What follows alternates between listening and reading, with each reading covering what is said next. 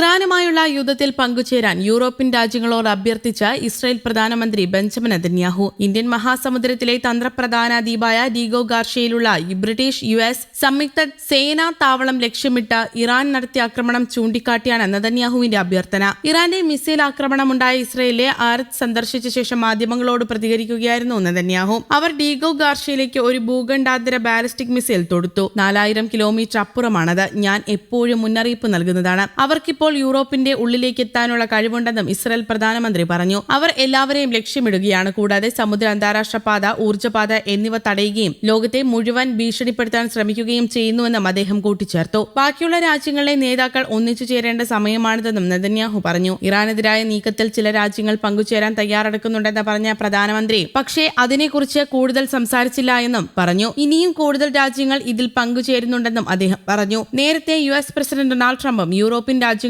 NATO സഖ്യരാജ്യങ്ങളോടും യുദ്ധത്തിൽ പങ്കുചേരാൻ ആവശ്യപ്പെട്ടിരുന്നു. Hormuz കടലിടുക്ക് തുറക്കുന്നതിന് ചൈനയുടെ അടക്കം സഹായം ട്രംപ് തേടിയിരുന്നു. ഇറാനിൽ നിന്ന് 4000 കിലോമീറ്റർ അകലെയാണ് ഡീഗോ ഗാർഷ്യ. മിസൈൽ ദൂരപരിധി 2000 കിലോമീറ്ററായി പരിമിതപ്പെടുത്തിയെന്ന് ഇറാൻ അവകാശപ്പെട്ടിരുന്നുവെങ്കിലും അതിലേറെ ശേഷിയുള്ള മിസൈലുകൾ അവരുടെ പക്കലുണ്ടെന്ന് തെളിയിക്കുന്നതായിരുന്നു കഴിഞ്ഞ ദിവസം നടന്ന ആക്രമണം. ബ്രിട്ടന്റെ നിയന്ത്രണത്തിലുള്ള ഡീഗോ ഗാർഷ്യയിലെ താവളം USന്റെ മേൽനോട്ടത്തിലാണ്. ആഫ്രിക്ക, പശ്ചിമേഷ്യ, ഏഷ്യ എന്നിവിടങ്ങളിലേക്കുള്ള ബ്രിട്ടീഷ് US സൈനിക നടപടികൾ ഏകോപിപ്പിക്കുന്നത് ഇവിടെ നിന്നാണ്. ശനിയാഴ്ച രാത്രി ഇറാൻ ആക്രമണം നടത്തിയ തെക്കൻ ഇസ്രായേലിലെ ആറാദിൽ മിസൈൽ ആക്രമണം നടന്ന സ്ഥലത്ത് സംസാരിച്ച പ്രധാനമന്ത്രി ബെഞ്ചമിൻ നെതന്യാഹു സമീപകാല ഇറാനിയൻ ആക്രമണങ്ങൾ ഇറാൻ ഇസ്രായേലിനെ മാത്രമല്ല ആഗോള സുരക്ഷയ്ക്കും ഭീഷണിയാണെന്ന് തെളിയിക്കുന്നുവെന്ന് പറഞ്ഞു. ഇസ്ലാമിക് റിപ്പബ്ലിക്കിനെതിരെ ശക്തമായ അന്താരാഷ്ട്ര നടപടിയെടുക്കണമെന്നും അദ്ദേഹം ആവശ്യപ്പെട്ടു. മാർച്ച് 21 ശനിയാഴ്ച രാത്രിയാണ് ഇറാൻ തൊടുത്ത ബാലിസ്റ്റിക് മിസൈലുകൾ അറാദിലെ ജനവാസ കേന്ദ്രങ്ങളിൽ പതിച്ചത്. ആക്രമണത്തിൽ നിരവധി പേർക്ക് പരിക്കേറ്റിരുന്നു. അറാദിലും സമീപ നഗരമായ ഡിമോണയിലുമായി ഏകദേശം 100ഓളം പേർക്ക് പരിക്കേറ്റതായാണ് റിപ്പോർട്ടുകൾ സൂചിപ്പിക്കുന്നത്. നിരവധി കെട്ടിടങ്ങൾക്കും നാശനഷ്ടങ്ങൾ സംഭവിച്ചു. മാർച്ച് 22 ശനിയാഴ്ച നെതന്യാഹു നേരിട്ട് അറാദിലെത്തി മിസൈൽ വീണ പ്രദേശം പരിശോധിച്ചു. ഇറാൻ ലോകത്തിന് മുഴുവൻ ഭീഷണിയാണെന്നത് കഴിഞ്ഞ 48 മണിക്കൂർ കൊണ്ട് ലോകത്തിന് മനസ്സിലായെന്ന് നെതന്യാഹു പറഞ്ഞു. സാധാരണക്കാരെ കൂട്ടക്കൊല ചെയ്യാനാണ്